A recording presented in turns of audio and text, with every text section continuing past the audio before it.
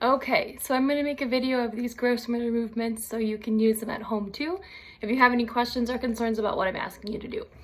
So, the first one I'm asking is for you to be able to stand on one foot for 10 seconds. So you just have your child balance on one foot, you count to 10. You want to make sure that after you're done with this leg, you switch over to this one. The next one is hopping on one foot, right? So you're going to stand on that one foot. Ooh, I got to take my slippers off. You're gonna balance and then hop. 1, 2, 3, 4, 5, 6, 7, 8, 9, 10. And then you can have them switch feet to do the other side. The next thing is catching. So you can do this a couple of different ways. If your child's really great at catching with two hands, you wanna make sure when they're catching, the ball's not doing this, coming on their body and then they're catching it. That doesn't count. So you wanna make sure that it's, you can see my hands, like they're catching it like this and not like this.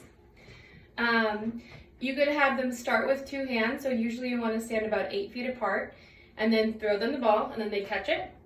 Now, if they're really great at that, have them take one hand away and use their dominant hand to catch. So they should be catching out like this. A tennis ball works the best for a task like this with one hand, of course. If you're using a larger ball, you wouldn't do one hand because it would be impossible to catch.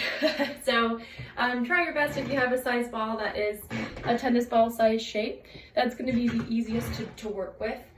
If you do have a tennis ball like this, what you can do is you can also work on dribbling.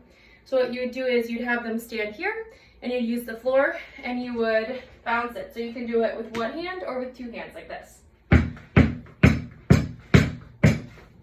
So that is with two hands. I alternated my hands. You can also have them just do it with one. So they put one hand behind their back.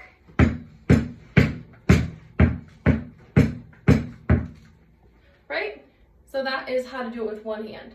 It is a little bit more challenging to use two and alternate, but it's not impossible. And usually what I would do if I was working with them is I would have them do it 10 times. So being able to do it once with one hand 10 times, and then dribble between hands 10 times. That's a really great skill to work on for just their overall coordination and general gross movement in general. If you do not have a tennis ball type ball, don't do the dribbling because it's going to be too hard. But what you can do is you can use a balloon to practice. A balloon is slower, so it's not going to move as quickly as a ball.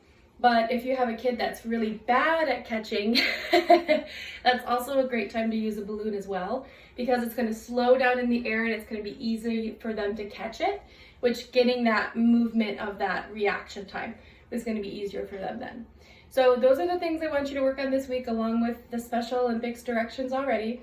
If you have any questions or concerns, let me know. I'm here, and have a good week.